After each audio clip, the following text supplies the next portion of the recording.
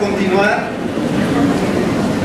con la presencia de la académica Gloria Elena López Navarrete, médico pediatra, coordinadora de la Clínica de Obesidad y Clínica de Adolescentes del Instituto Nacional de Pediatría, coordinadora académica y miembro numerario de la Academia Mexicana de Pediatría, con la participación en endulzantes no calóricos, mitos y verdades. Adelante.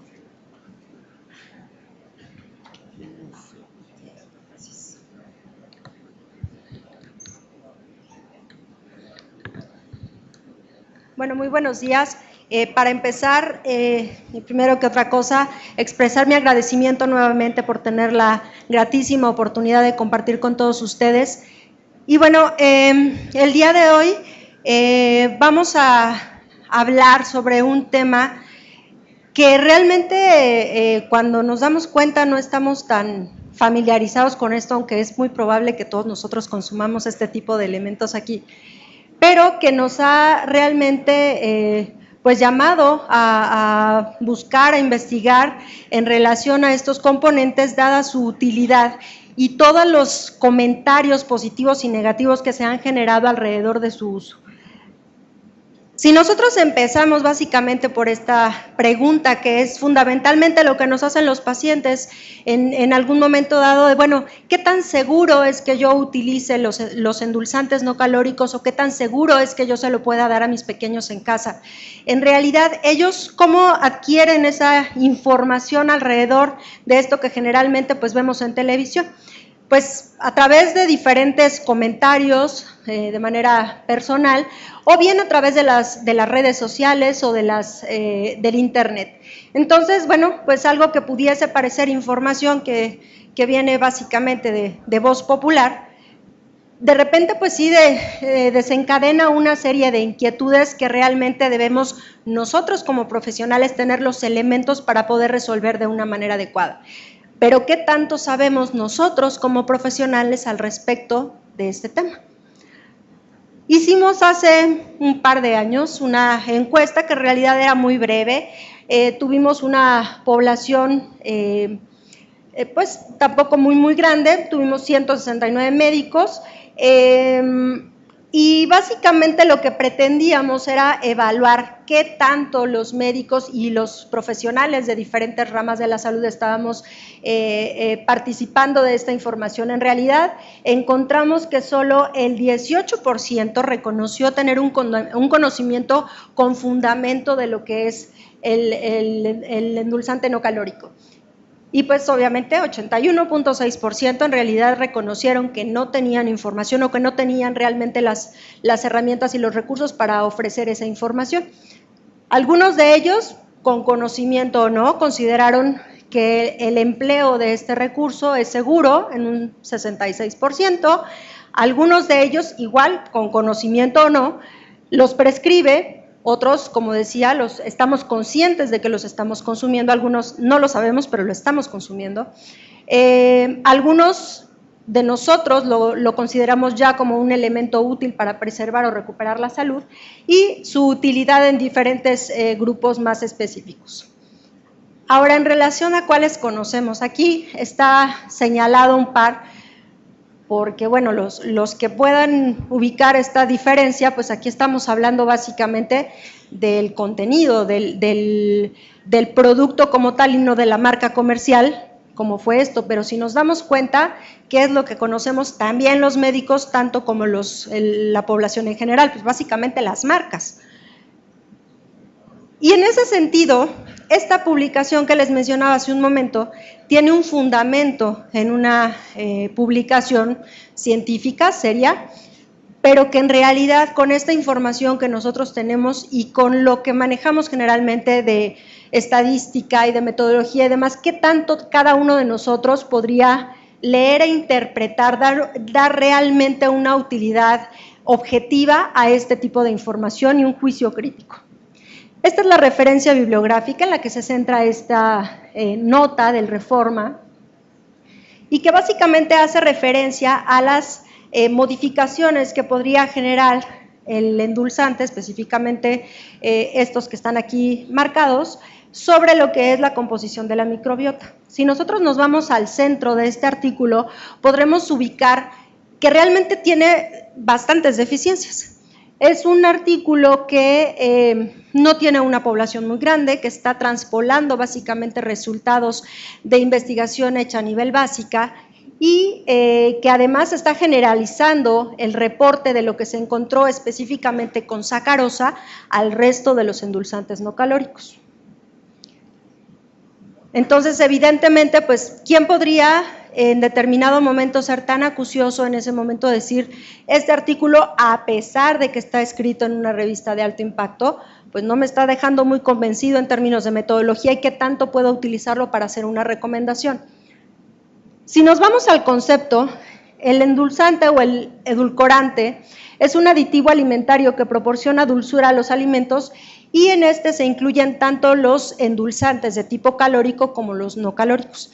En el calórico básicamente incluimos el azúcar, que sabemos que nos aporta 4 kilocalorías por gramo, y en el caso de los endulzantes no calóricos que prácticamente no aportan nada en calorías. Podemos ver que los endulzantes no calóricos hoy día constituyen poco más del 10% de los productos que utilizamos en México para endulzar alimentos en general.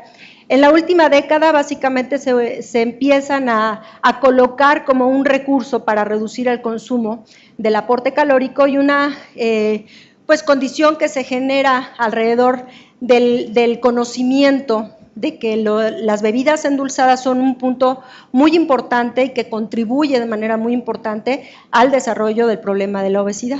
Acorde con el Instituto Nacional de Salud Pública, al menos el 20% de las calorías que consumimos podríamos retirarlas únicamente cuando retiramos las bebidas endulzantes de nuestra dieta cotidiana. Y vamos a empezar entonces con lo que corresponde a lo que se dice bien o mal en relación a los endulzantes no calóricos. Seguramente por ahí hemos escuchado mucho en la televisión, redes sociales, pacientes y demás, el aspecto de, bueno, ¿qué tanto es real que puede generar cáncer o que puede generar algún otro tipo de enfermedades? En realidad existe ya hoy día una gran cantidad de artículos que han permitido que diferentes instituciones hagan un posicionamiento al respecto de la utilización de estos elementos. Si vemos, por ejemplo, esta agrupación que bueno, tiene el respaldo además de la Academia Americana de Pediatría, se habla de que los endulzantes no calóricos son seguros para la población en general e incluso para poblaciones específicas como diabéticos, mujeres y niños. No ocasiona ningún riesgo para desarrollar cáncer o algunas otras condiciones para la salud. Esta otra agrupación que también va detrás de la Academia de Nutrición y Dietética, habla de la seguridad de los endulzantes artificiales, que ha sido realmente estudiada ya por muchos años y que nos señala que utilizados con moderación, incluso en la población pediátrica, estos pueden ser de utilidad. Otra que señala que no hay evidencia clara para señalar que hay alguna condición de riesgo en cuanto al desarrollo de cáncer. El Instituto Nacional de Cáncer habla también de esta condición. Y también en algunos países europeos se ha establecido el posicionamiento al respecto de la utilización y la ausencia del riesgo para padecer cáncer. En términos de citotoxicidad, pues básicamente se ha elaborado diferentes estudios tanto en ciencia básica como en el campo clínico. Este específicamente es un estudio que fue desarrollado en el laboratorio de farmacología en el Instituto Nacional de Pediatría y que señala, básicamente lo que evaluaron fue la capacidad de muerte celular en un modelo que valoraba básicamente la utilidad de la metformina en una solución con sucralosa y con extracto de stevia. En estos, entre muchísimos otros resultados, lo que se señala es que la sucralosa y menos la stevia fueron tóxicas, señalando la utilidad de ambos endulzantes para la formulación de algunas soluciones de medicamentos para administración en los pequeños. En el caso de la bioacumulación, bueno, básicamente si estamos pensando en que pueda haber un efecto de toxicidad, estamos suponiendo que realmente podemos alcanzar incluso algunos niveles que puedan ser tóxicos para las células en nuestro organismo. En realidad, esta sustancia es resistente a la acción de las enzimas glucosídicas que normalmente degradan los hidratos de carbono en el intestino y son prácticamente excretados en su totalidad a través de las heces y una pequeña parte en orina. Sin embargo, se ha encontrado que sí puede haber a partir de una dosis el 5% de la producción de glucurónidos, sin embargo, esta se excreta en la orina con una composición distinta a la que dio origen. Otro de los mitos que se señalan es el efecto que puede tener el endulzante sobre lo que es la conducta de alimentación, el apetito y si favorece la ganancia de peso. Existe evidencia que nos habla justamente de los efectos de estos endulzantes no calóricos en este terreno y donde podemos realmente encontrar pues que tiene un fundamento bastante lógico. Mucho de esto se le atribuye a la secreción, a la producción del péptido similar al glucagón tipo 1 a nivel del tejido o de las células L de estómago y de duodeno. Estas células van a producir este péptido, igual que el péptido Y. El péptido similar a glucagón tipo 1, sabemos que tiene un efecto anorexigénico que tiene acción directamente en el núcleo paraventricular del hipotálamo y en el caso del péptido YY actúa directamente sobre lo que es el núcleo arcuato y tiene un efecto para la disminución del apetito. Inhibe la síntesis y la secreción del neuropéptido Y con esto aumenta lo que es la señal de detenerse al momento de comer por estimulación de algunas neuronas con receptores endocannabinoides. Si hablamos de otro enteropéptido, estamos hablando de la colecistocinina. Este es liberado particularmente en lo que es el yeyuno terminal y el colon. Este va a actuar directamente sobre lo que es el núcleo del tracto solitorio, señales que va a recibir a través del nervio vago, que van a estimular el centro de la saciedad en el hipotálamo, específicamente el hipotálamo ventromedial, y en este caso ambos estos tres péptidos van a tener un efecto saciante en nuestra alimentación. Si estamos hablando específicamente que pueda favorecer la saciedad o favorecer el hecho de que continuemos comiendo, pues en realidad no hay evidencia en su influencia por ninguna preferencia de alimentos o por la regulación del apetito a corto o mediano plazo. Este estudio que se señala en pequeñitos de 7 a 11 años se hizo con la intención de comparar el efecto de consumir 250 mililitros diarios de bebidas endulzadas o bebidas que contenían algún endulzante no calórico. En esto se encontró que el nivel de saciedad básicamente fue el mismo independientemente del tipo de bebida, tuviera azúcar o tuviera algún endulzante no calórico. Se habla, como decía, en relación a la posibilidad de que nos pudiera hacer ganar peso. Se han hecho ya muchos estudios en relación a esta situación y se han señalado tanto en adultos como en los niños que en realidad no tienen un efecto que nos pueda realmente justificar el hecho de que haya la ganancia de peso. Todos en este estudio, 318 adultos, incluyeron 2 tomas de bebidas endulzadas por agua o bebidas con endulzantes no calóricos. Esto se llevó durante 6 meses. Básicamente en el grupo que tomó endulzante no calórico, todos perdieron peso y mostraron reducción de la circunferencia de cintura. Básicamente lo que podemos ver es el papel que se le está atribuyendo en cuanto a que pueda el consumo de bebidas endulzadas con azúcar generar realmente un impacto en cuanto al peso y al índice de masa corporal. Este estudio, que fue hecho con pequeñitos de 5 a 12 años, se recibieron también 250 mililitros de bebidas endulzadas con azúcar o con endulzantes no calóricos y se observa a término de 18 meses que hubo una ganancia mucho más considerable en el caso de los pequeñitos que recibieron bebidas endulzadas con azúcar. Este otro estudio también en adolescentes, aquí básicamente se refiere que hubo un cambio modesto cuando se restringieron o se vigilaron de manera más estrecha el consumo de las bebidas endulzadas con azúcar en un término de 1 y 2 años. En el caso del peso y de la composición corporal son varios estudios los que podemos encontrar, tanto ensayos clínicos como a nivel epidemiológico. En los ensayos clínicos realmente no se han mostrado cambios en cuanto al peso y la composición corporal. Se encuentra que muchos de ellos ya están dirigidos de inicio a población con sobrepeso y obesidad y que se encuentran algunas deficiencias metodológicas para poder realmente considerarlos como una información del todo útil para nuestra población. Algunos otros estudios epidemiológicos prospectivos y observacionales han mostrado que hay discrepancias, que realmente no hay con estos estudios posibilidad de decir que puedan realmente tener o no un impacto en cuanto a la ganancia de peso y de índice de masa corporal.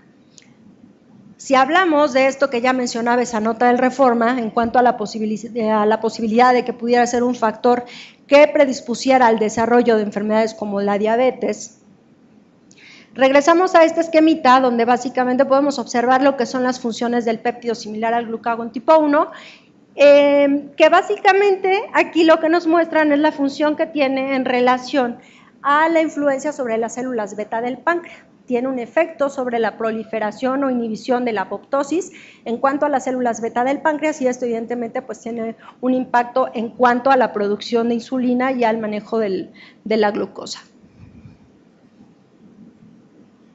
En cuanto a efectos agudos, efectos que tienen un tiempo de menos de 24 horas, los estudios disponibles en realidad no han mostrado efectos que sean realmente observables en cuanto a la glucosa sanguínea y a los niveles de insulina relacionados con el consumo de sucralosa. Otros estudios han evaluado también los efectos sobre la glicemia postprandial. Se han utilizado diferentes endulzantes no calóricos donde no se han observado modificaciones en la glicemia y en la secreción de insulina. Algunos otros sí han expresado este ligero incremento en cuanto a la producción o a la secreción del péptido similar a glucagón tipo 1, pero este no ha tenido realmente una repercusión en cuanto a la secreción de insulina o las concentraciones de glucosa en sangre. Hablando de este otro aspecto que también refería en este estudio en relación a la modificación de la microbiota intestinal, sí hay estudios que señalan que hay una modificación en cuanto a la composición de la microbiota intestinal. Se habla de que hay una disminución en cuanto a la población de bifidobacterias y lactobacilos, que es, digamos, la población de microorganismos buenos para nuestra salud, y no hay realmente un impacto sobre lo que es la población de enterobacterias. En esos términos podemos decir que en efecto produce cierto grado de disbiosis y puede llegar a producir algunas alteraciones metabólicas. Sin embargo, no se ha demostrado este efecto en humanos. Esto es básicamente hallazgos en estudios de laboratorio con una metodología que en algunos de ellos puede ser realmente cuestionable y que definitivamente pues, nos lleva a la reflexión y al realmente hacer una adecuada interpretación y no extrapolar esta información de manera masiva de estos resultados a la población con seres humanos. Existe más evidencia, eso sí, de los efectos que puede tener el azúcar sobre lo que es la microbiota intestinal. O sea, hay mucho más evidencia de la disbiosis que produce el consumo de azúcar y que evidentemente pues estos datos no nos pueden hacer que de plano nos regresemos al dato de querer utilizar el azúcar como un medio para evitar esta disbiosis cuando el azúcar nos produce una todavía más acentuada. Entonces, básicamente lo que se establece es el uso racional y adecuado de estos elementos. Otro de los puntos muy importantes que se cuestiona de manera frecuente es la utilización de estos elementos en cuanto a poblaciones específicas. En cuanto a la población de los diabéticos, con los elementos que he mencionado anteriormente, se ha planteado que definitivamente puede ser una herramienta útil en el manejo de la alimentación y del control de la glicemia en el paciente diabético. Y en el caso de las mujeres embarazadas y de los niños, pues mucho se señala que es una población a la cual debe restringirse la utilización de los endulzantes no calóricos. En realidad, la pregunta muchas veces es, bueno, ¿a partir de qué edad puede mi hijo consumir bebidas o productos light? En realidad, pues podríamos señalar que no es recomendable el hecho de que nosotros manejáramos este tipo de elementos en niños menores de 2 años. ¿Por qué? No es necesariamente por el hecho de que produzcan una alteración o que tengan un efecto tóxico o alguna otra situación por el estilo. En realidad, en lo que nos estamos enfocando es en esto que es muy importante, el hecho de que evitemos establecer hábitos de alimentación negativos que nos puedan obligar en etapas posteriores a requerir la utilización de un endulzante no calórico como una medida pues ya de preventiva frente a un problema inminente o una situación donde lo queramos utilizar como una herramienta terapéutica. Entonces, ¿qué es lo que tenemos que hacer? Pues enseñar desde etapas tempranas una alimentación adecuada, completa, saludable en los pequeñitos, en tiempos, en raciones adecuadas, la actividad física, por supuesto, implementarlo desde etapas también tempranas y evidentemente cuando nosotros hemos logrado esta situación, pues ni antes ni después de los 2 años realmente vamos a requerir en este pequeño la utilización de estos elementos porque en realidad pues no vamos a necesitar hacer ninguna sustitución. Es un niño que no consume productos o tiene un consumo bajo de alimentos que contienen alto contenido en azúcar. Un niño normal no necesita productos lácteos, sino bien, mejor dicho, una comida ordenada con abundantes frutas y verduras y realizar actividad física cotidianamente.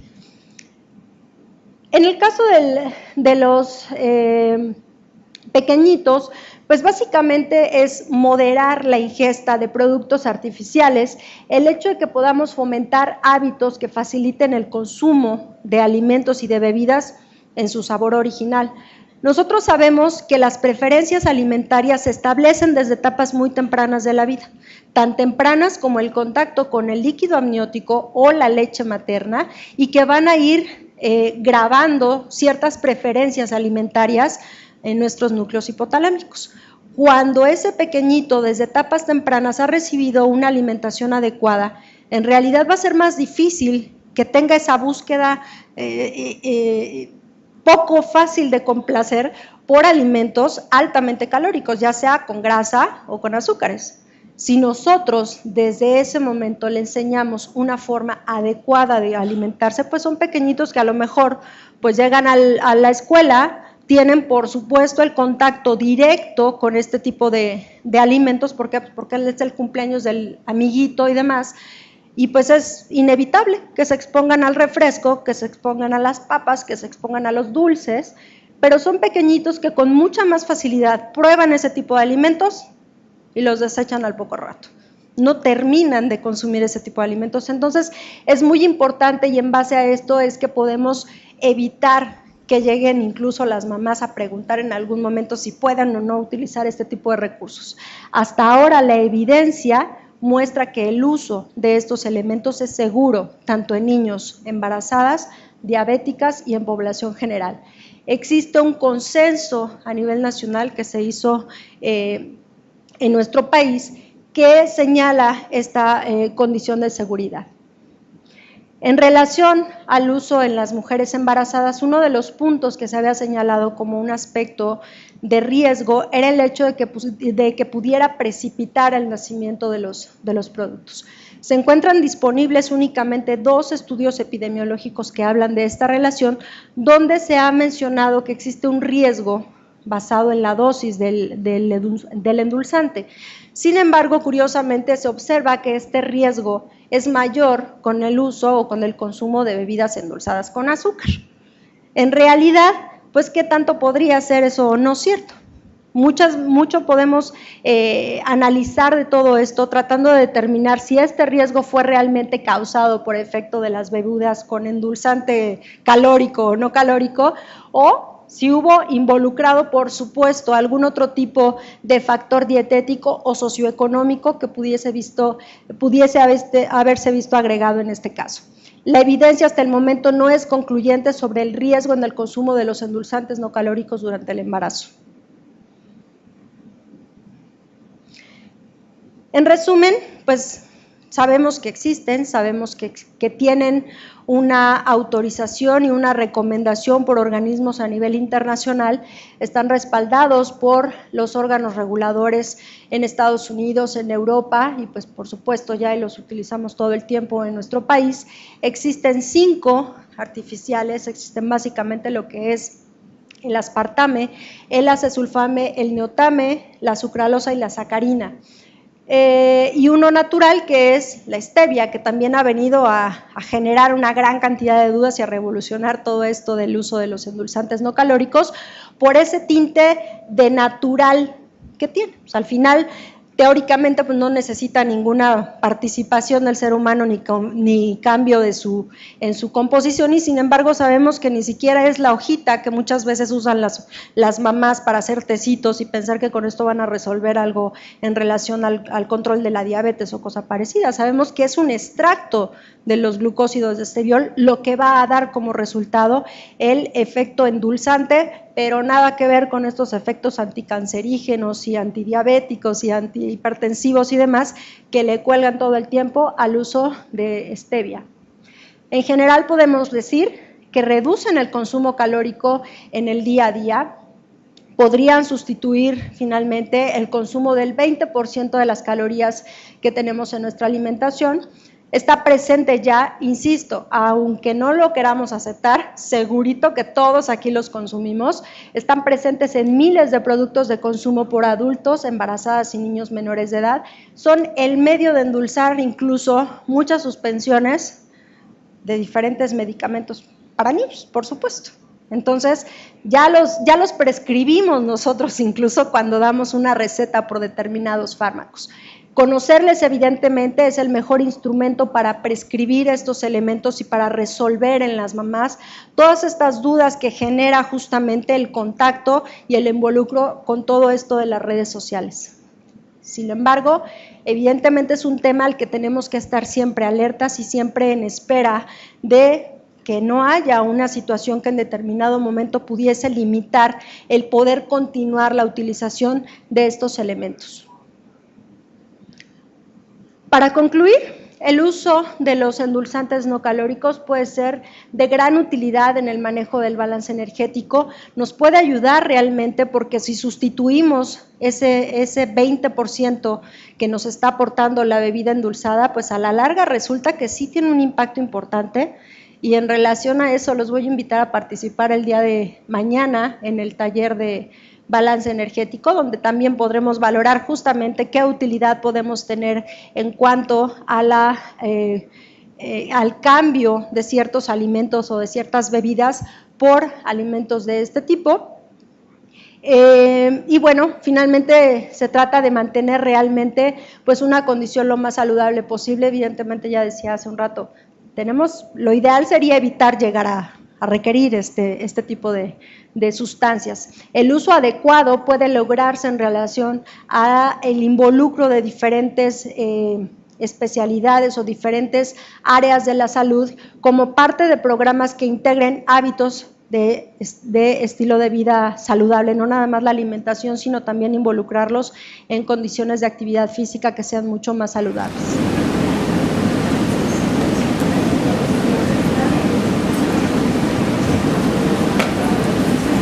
Gracias a la doctora académica Gloria Elena López Navarrete por su participación. Le entregamos un presente a nombre de la Academia del Comité Organizador y la Constancia. Tenemos un receso.